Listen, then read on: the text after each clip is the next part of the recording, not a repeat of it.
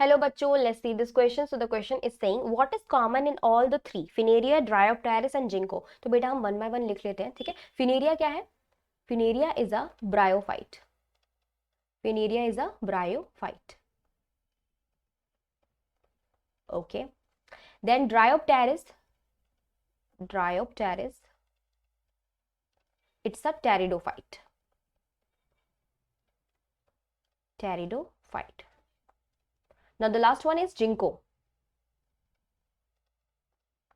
So beta Ginkgo is a gymnosperm.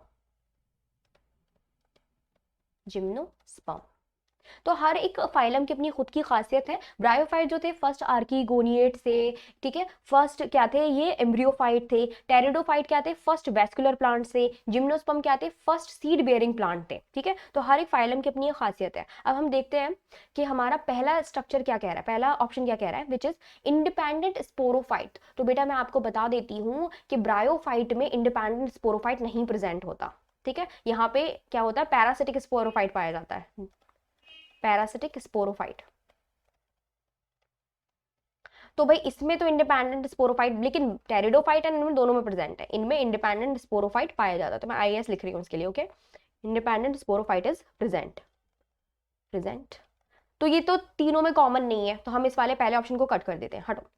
Then B option कह रहा है प्रेजेंस ऑफ आर्कीगोनिया. तो बेटा आर्कीगोनिया जो है वो क्या है? एज अ फीमेल सेक्स, ये फीमेल सेक्स ऑर्गन होता है जो क्या बनाता है? Female gamete which is egg बनाता है. तो बेटा ब्रायोफाइट क्या थे? फर्स्ट आर्कीगोनिएट से.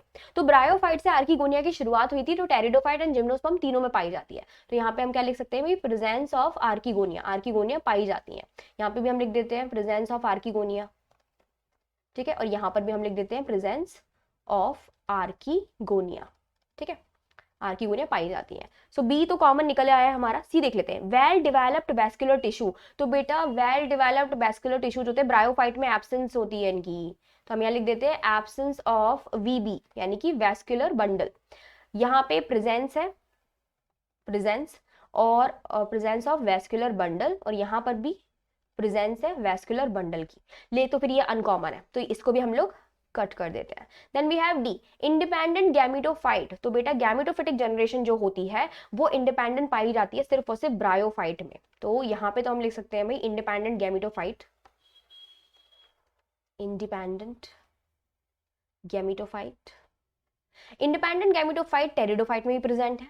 Independent gametophyte, gametophyte. And but gymnosperm had dependent gametophyte. Dependent gametophyte. बहुत छोटा सा इनका gametophyte होता है, named as pollen grain, and pollen grain is present in sporangia. So it is not free living, it is dependent on sporophyte. So gymnosperm से ये option हमारा चला जाएगा. तो हम डी ऑप्शन भी क्या करते हैं? कट कर देते हैं. तो हमारा जो एक ऑप्शन जो बच रहा है वो तीनों में कॉमन है. It is presence of archegonia, presence of archegonia and presence of archegonia, तीनों में कॉमन पाया जा रहा है. So B is the right option. I hope आपको समझ में आया होगा. Best of luck.